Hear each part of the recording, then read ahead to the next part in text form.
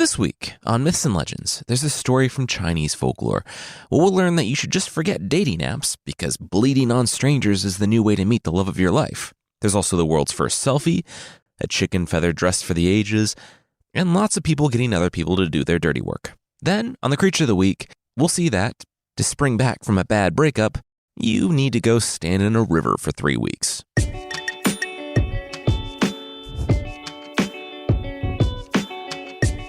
This is Myths and Legends, episode 255. Picture me this.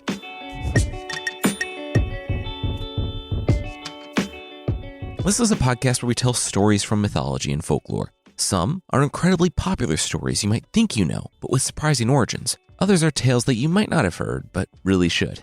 Today's episode is a tale about a mason who wins a prize. It's from the Chinese story, The Mason That Wins the Prize. It's actually kind of like two stories in one, and it starts at a magistrate's home.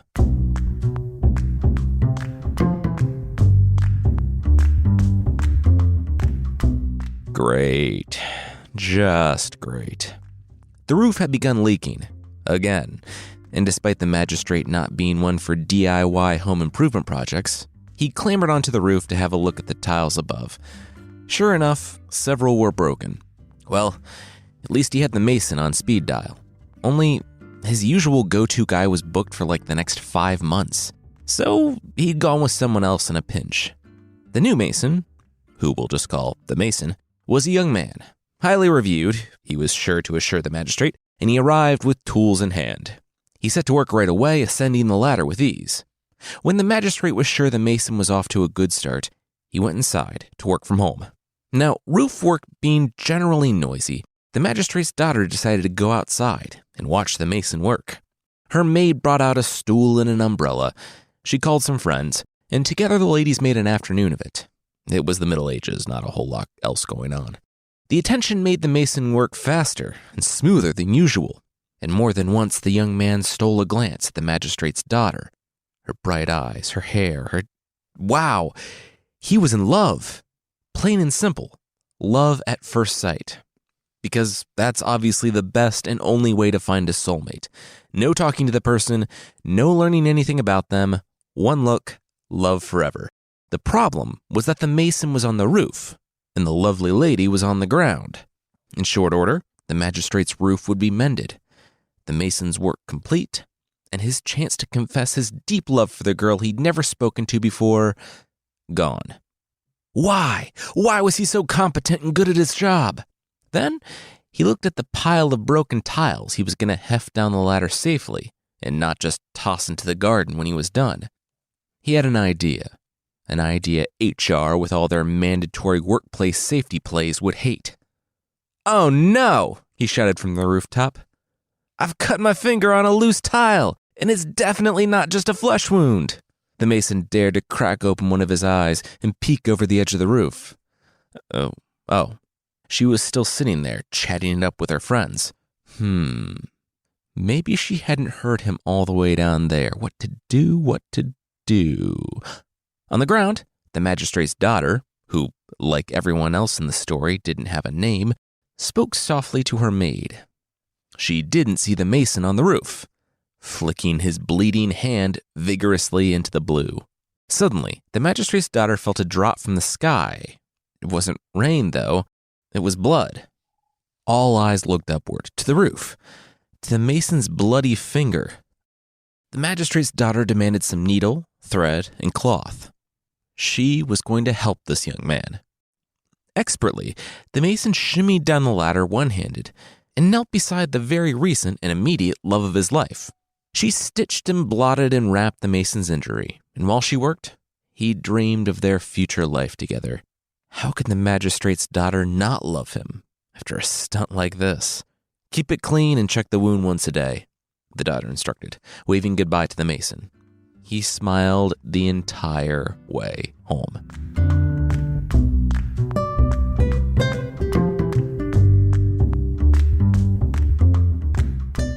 By the time he reached the house, however, he wasn't feeling so good. No, it wasn't his finger, it was his heart. Or maybe his back or his arms, it was hard to say. "I just need to lie down," he told his worried mom. For several days, the Mason stayed curled up in bed, each day growing worse and worse. "I'm really worried about you," his mother said after several days. "Can't you just tell me what's wrong?" The Mason could, of course, "But you have to promise to do what I'm about to ask you. Then I'll tell you what's wrong," he said.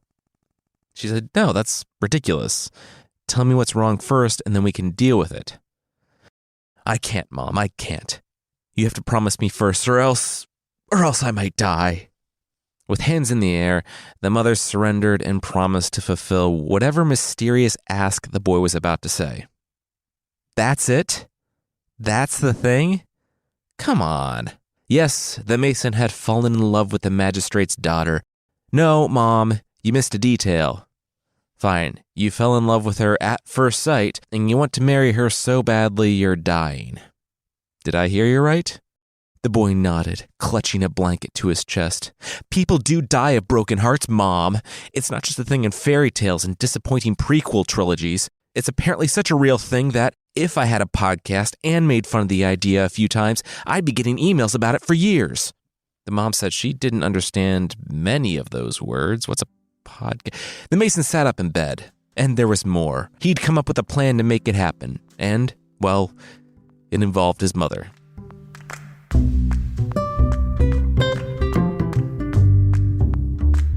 "Bring out your dad." That's another thing. "Open the door," the mother called, waving a wooden clapper loudly. The noise ricocheted off the front of the house, and more than one second-floor window slammed shut, but no one opened the door. And so the woman carried on. In fact, for days upon days, she went to the magistrate's house and put on her show, which was just making noise with a noisemaker and yelling for someone to open the door. As the Mason hoped, someone eventually took the bait, just to quiet the annoying clapper. The mother quickly explained that she had to speak with the magistrate directly about an important matter. The attendant at the door stopped her right there, explaining that appointments were necessary and that there was no way that the woman was scoring a face-to-face meeting ever, and clap, clap, clap, clap, clap. Fine.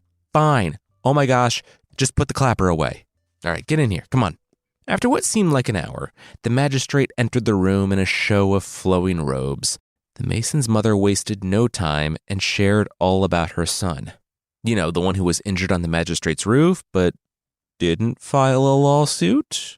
Anyway, that Mason was her son, and he'd fallen in love with the magistrate's lovely daughter. "Please, for the love of all things everywhere, will your daughter marry my son? He loves her so much he's sick, but temporarily sick. He comes from very good genes. He just says that he's dying of a broken heart." "That's a real thing, you know," the magistrate interrupted. The mother held up her palms. She knew. The magistrate exhaled, sat down, and rested his chin on his fist. Well, this was certainly an interesting turn of events. The magistrate's daughter had mentioned something about lacing up a cute Mason's finger the other day without any prior medical training. Then he turned to the frazzled mother with a grin. "Here's what we'll do. I'm fine with it, as long as both parties agree, and also on 3 conditions. Well, 4. First, the mother had to destroy that annoying clapper thing." In one swift motion, the mother pulled the clapper from her pocket and chucked it into the fire. Done. The magistrate waited until it was fully consumed by fire. They had been annoyed by that thing for days, and he had to be sure it wouldn't exist anymore. Maybe he was thinking that the next time he'd just have the woman arrested for standing outside his house for days on end making noise with the clapper instead of taking a meeting. Oh well, live and learn. "What's next?" the mother asked. Well, there were 3 items the magistrate sought from the boy. A pearl from the mouth of a dragon, the shell of a turtle spirit, and a golden-haired lion. The mother thought about it. She had done her part. Now it was her son's chance to do the impossible. Also, weren't all lions golden-haired? The magistrate shook his head. Nah, there was actually a subspecies of lion that has dark manes. "Oh, like Scar from 1994's Lion King," the mother acknowledged. The magistrate nodded. "Yeah, how awesome was Jeremy Irons in that role?" The mom agreed. "Yeah, they had a great cast. What's JTT up to nowadays?" The magistrate said, "Wait, no, and focused up." sending kids on deadly quests. Well, do we have a deal?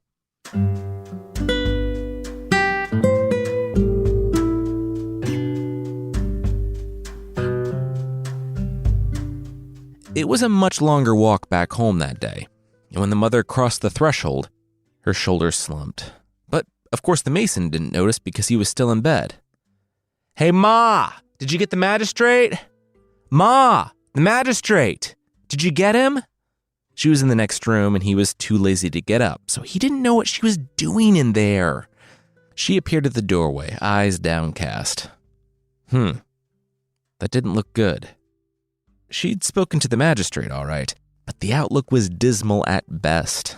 3 conditions were required, and they would be, pretty much impossible to secure. A pearl from the mouth of a dragon? Who even knew where dragons lived these days? The shell of a turtle spirit? That was just confusing. Then, of course, there was a golden-haired lion. Don't even get her started because today had been long enough. "I tried my best, kid," she said, and began walking away. Behind her, a scuffle of bedsheets and a loud thump made her stop. Her son had leapt from bed, Grandpa Joe style, miraculously healed, and spouting something crazy about none of these things being a problem. In disbelief, the mother watched as her son strutted out the front door to go pick up the necessary items for the magistrate. He didn't know exactly where the items were, but he had a general idea and set out west with confidence.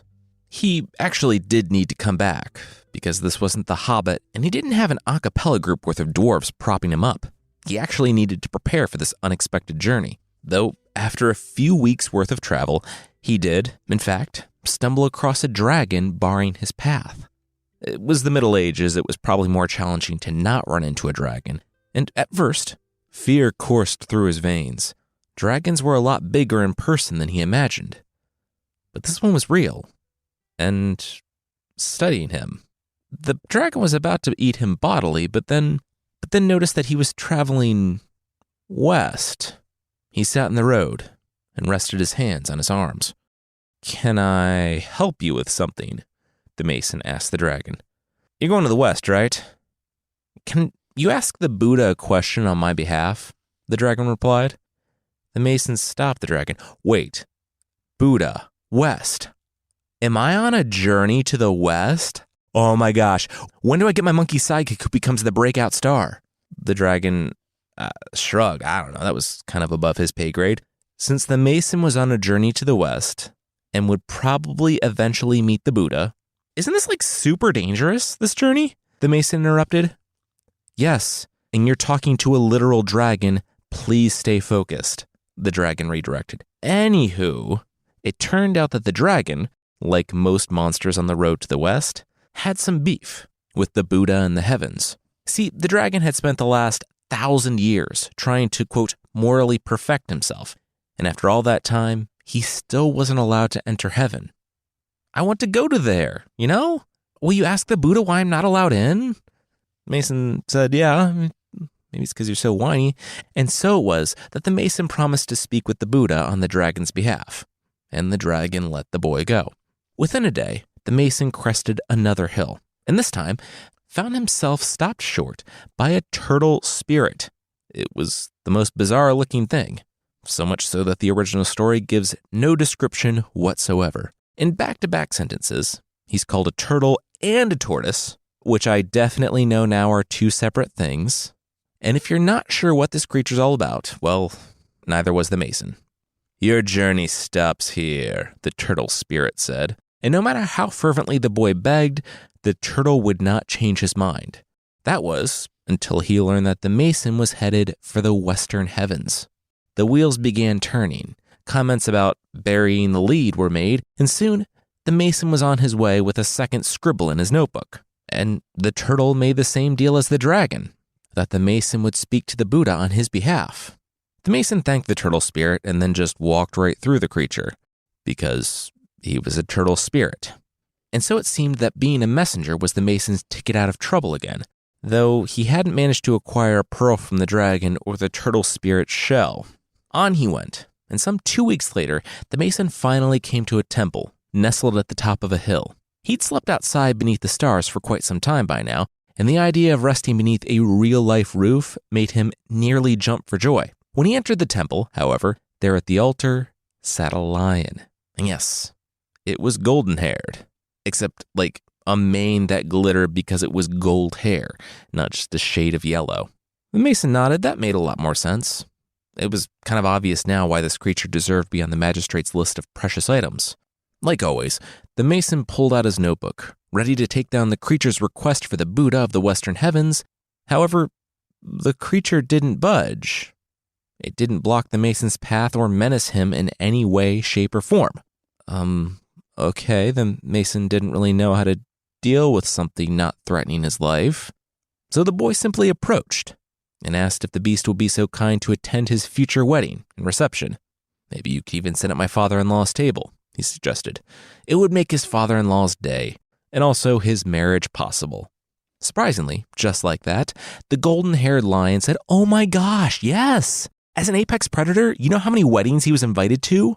Almost none. Yeah, he would be there, and right on time too, not fashionably late either, because with a mane like this, he was always fashionable." The boy said, "Okay," and then he looked at the boy. That's the scene. You can continue on. I'll be there." The boy said, "Oh, cool. Wait, if this is the end of the scene, when are we going to transition to the music?"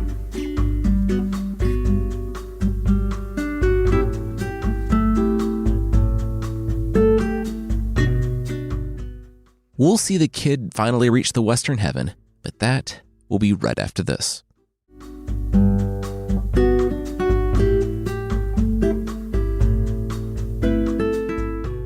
And so, the young man set out again, hiking west. That week, he reached the Western Heavens and the Buddha. The Mason didn't have to wait at all, and was instead whisked before the Buddha right away. The boy laughed. Wow, wasn't even that hard. Didn't know why it took Xuanzang like 4 volumes to get here. And with a notebook out, the boy approached the powerful being and opened the topic of the dragon and turtle spirit. Ah, yes.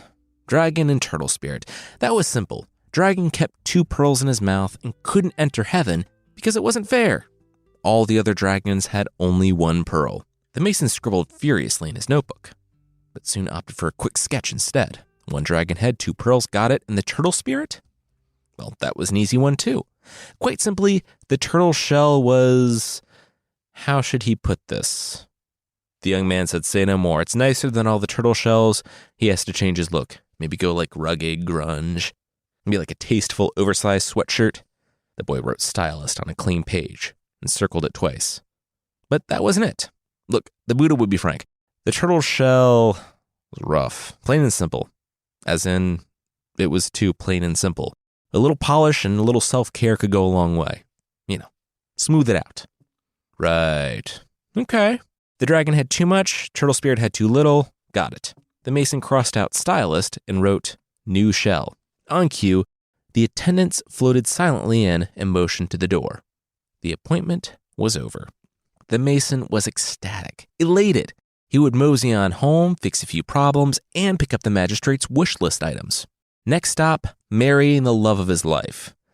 Wow, if only she knew she was the lucky lady. She probably knew by now, right? Maybe? That they were getting married? Whatever, this was awesome. Off he ran, retracing his steps.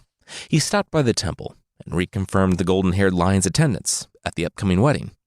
That done, he went to the Hill of the Turtle Spirit. He popped in with a replacement shell. Not sure where someone gets a replacement shell for a medieval spirit turtle, but the Mason managed. He had 2/3 of his shopping list complete. Last, he swung by the Dragon's Road. 1 pearl, not 2. That's the issue. Do your best, they all said. Well, apparently not. Fine. Here, why don't, you take this extra 1. And with that, the Mason tucked a pearl from the dragon's mouth into his pocket and grinned. So, did the dragon and spirit turtle make it to heaven in the end? The story doesn't say. Maybe they joined the red box knockoff version of Journey to the West, called Voyage to the Not East. Who knows? What did happen was that the Mason returned home after weeks and weeks on the road. His mother couldn't believe he'd actually done the thing, but there it was, a turtle shell and a pearl from the dragon's mouth. Now, he just had to talk to the magistrate about the wedding.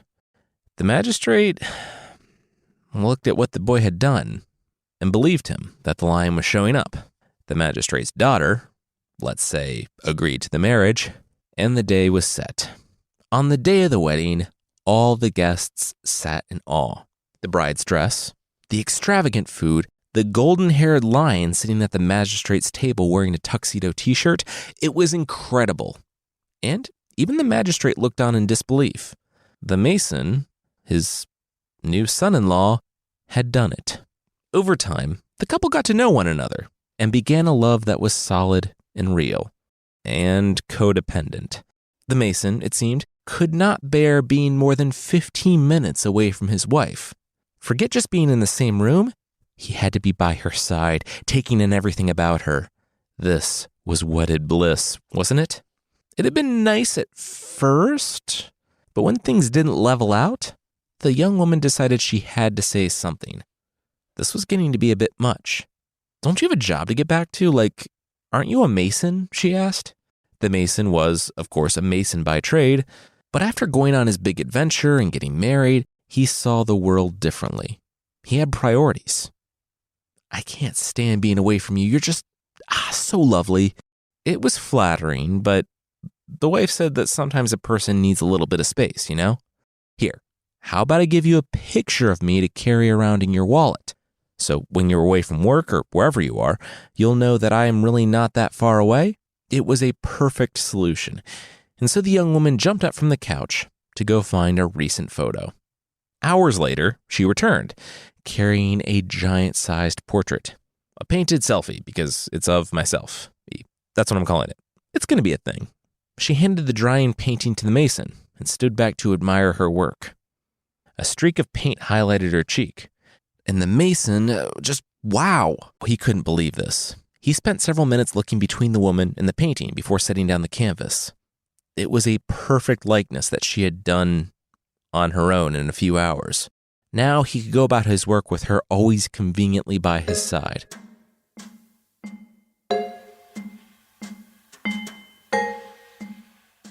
Keys, phone, wallet, portrait. The mason nodded 4 times and waved goodbye. He was headed to a new client's house that day and was running ahead of schedule. Business had been good, and even though the young man had to leave his wife every morning, he spent all day beside her portrait until he went home for the night. It had taken him a couple of days to get used to hefting a large canvas around, but he'd soon figured out the perfect way to tuck it beneath his left arm.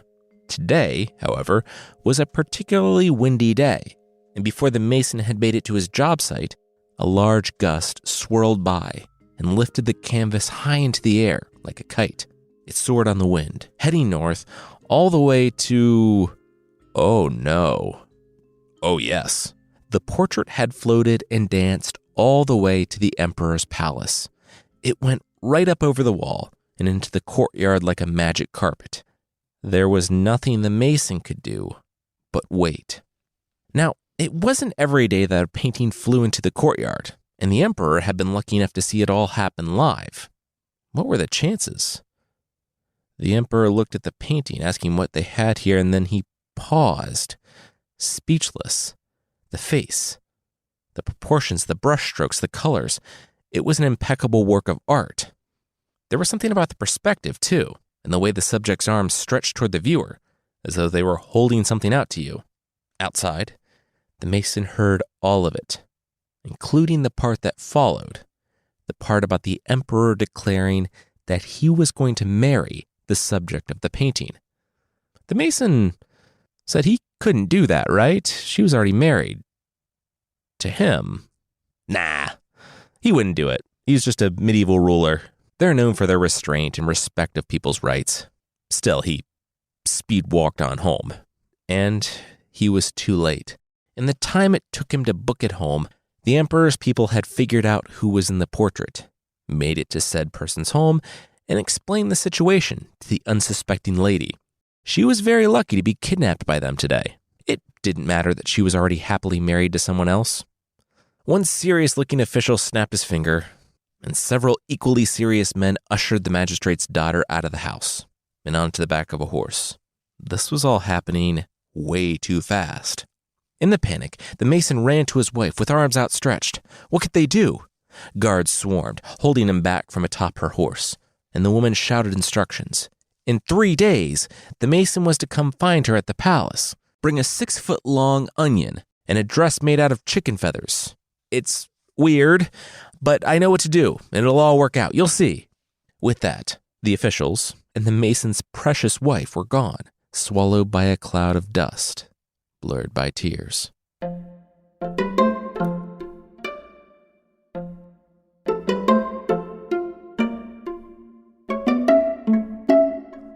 We'll see that a marriage based on kidnapping and coercion may not be a super happy one, but that will, again, be right after this.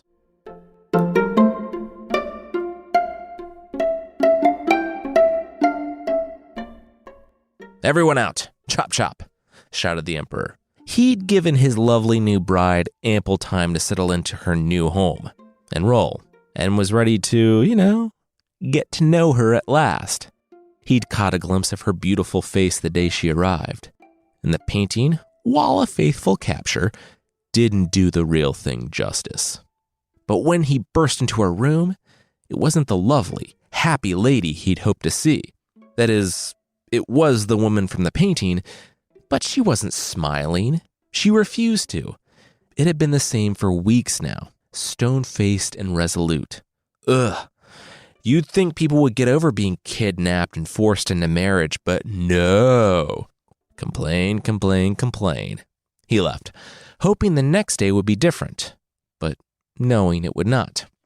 In the coming days and weeks, there was always something that stood in the emperor's way. The woman was ill, she claimed. That's why they couldn't be together.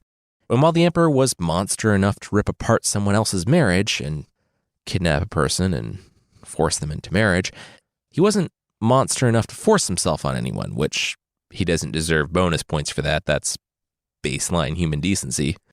Anyway, he waited and waited and waited. Eventually, he just lost interest altogether. And that's when the woman, in the privacy of her bedroom and through the open window facing the front garden, cracked a smile. There was the oddest thing coming up the long path to the gate. 3 days had turned into 3 years, but she'd never stopped waiting and watching for her Mason. His wife had asked him to come find her after 3 days, but the Mason wasn't known for his slipshod work. The dress, made out of chicken feathers, had been a huge time suck, but to be honest, it was the 6-foot onion that proved the most difficult to find. Yes, even after the dragon's mouth pearl, turtle spirit shell, and golden-haired lion. Who was still sleeping on his couch. Man, when was that guy going to go home?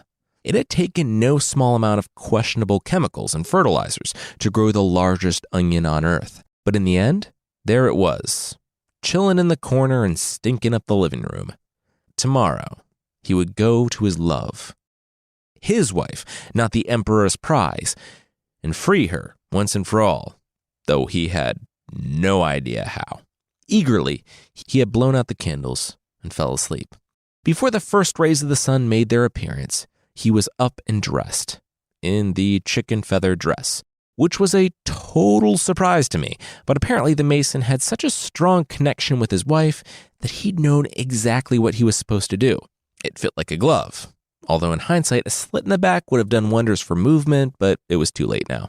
With an oversized onion in his arms, he was basically in far-fetched cosplay. The Mason waddled out the door and all the way to the emperor's palace. But even before he knocked, a beautiful woman had exploded from the front door, laughing to the point of tears. She was on the ground rolling, but there was no denying who she was. It was his wife. "You did it! You look amazing!" They embraced, but only for a moment, because there wasn't time. The emperor would hear of this well-dressed visitor shortly, and they had to move now. Inside, they flew back to the wife's chambers. As expected, the emperor was soon on the scene. He was angry at first, but the sight of his new wife laughing uncontrollably, happy at last, won him over. He remembered why he kidnapped her. He laughed along, then asked what they were laughing at. She stepped aside, and revealed the Chicken Man. It was the mere sight of the visitor's crazy chicken feather dress and his 6-foot-long onion that made her laugh enough to make up for the past 3 years of sullen misery. That's it? A costume and a prop, the Emperor wondered aloud. Well, that was easy. Slapstick prop comedy had never really been his thing, but anything to get his compulsory bride to smile. Give me your outfit and that onion thing, he said to the visitor. He was the Emperor, and the Emperor got what he wanted. And if he wanted to make his new wife laugh, he was going to do it. And then they were going to... Never mind. Soon, the Emperor's own clothes were lying in a heap on the floor, and the Emperor zipped into the chicken feather dress, waving a 6-foot-long onion. He jumped and twirled, making quite a show that, actually made his new wife laugh. She laughed so hard she fell off the bed, stood, and walked to the door. With the wave of her hand, she ushered in a guard. This guy in the feather dress, he's too much. Literally. Kill him. Without hesitation, the guard stepped forth, and the man in the chicken feather dress lost his head. It happened so fast, neither man could say a word before it was over, and the Emperor was dead. And on the floor next to his recently widowed wife was a pile of clothes. Clothes that fit the Mason very nicely, it seemed. He quickly put them on. It was kind of embarrassing standing around the imperial palace in your underwear. Then, those who had run to see the commotion bowed. The Mason laughed. Oh, no, come on, he wasn't. The Empress nudged the Emperor. Honey, come on, let's go to dinner.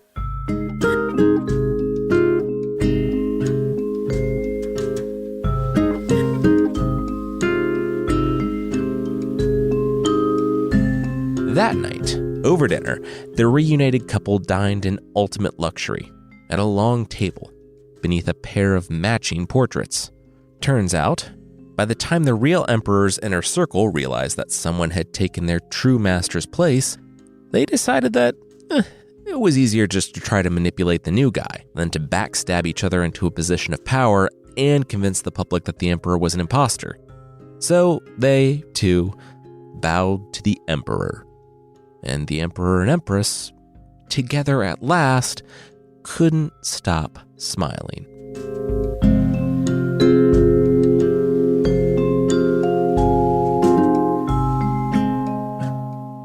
And that's the story of the Mason who won the prize. In the end, he became the Emperor, and the royal portraits stayed side by side for decades to come. This month, our member episode is about the shepherd who laughed last. It's a little story from Spanish folklore that we think you'll love.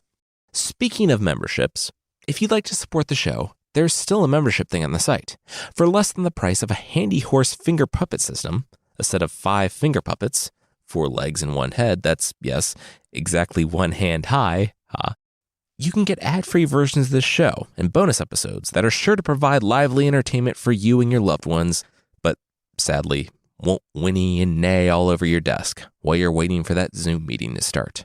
For more info on the membership, check out mythpodcast.com/membership.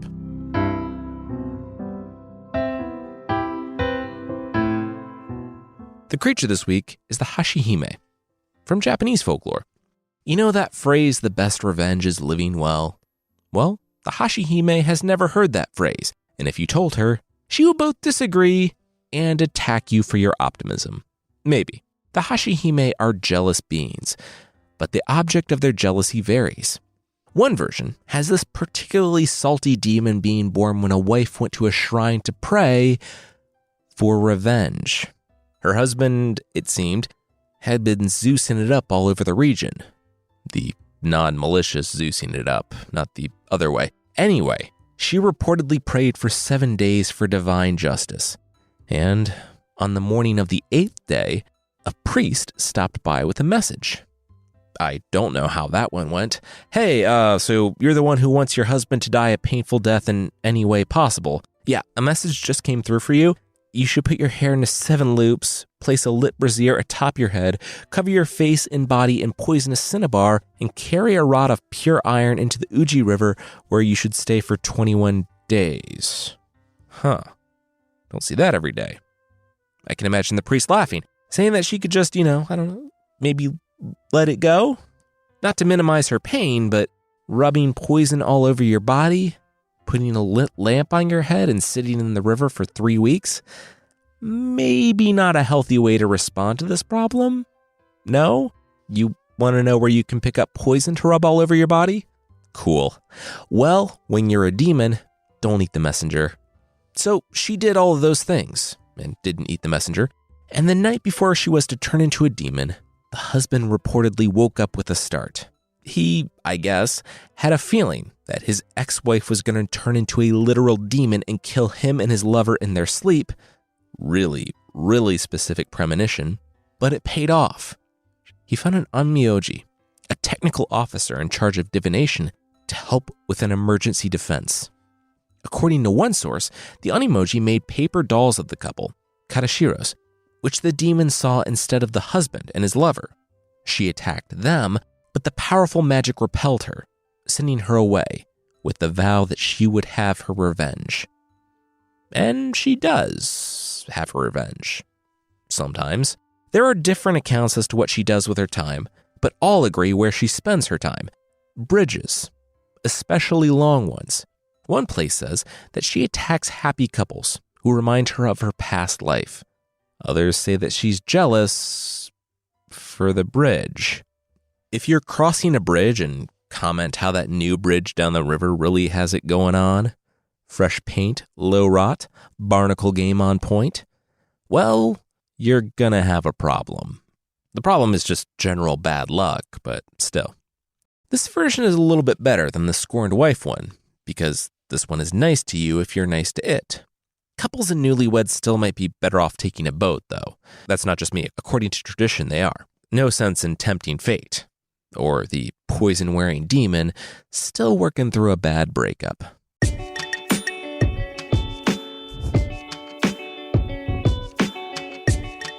That's it for this week. Myths and Legends is a podcast by Jason and Carissa Weiser. Our theme song is by Broke for Free, and the Creature of the Week music is by Steve Combs. There are links to even more music in the show notes. Thank you so much for listening, and we'll see you next time.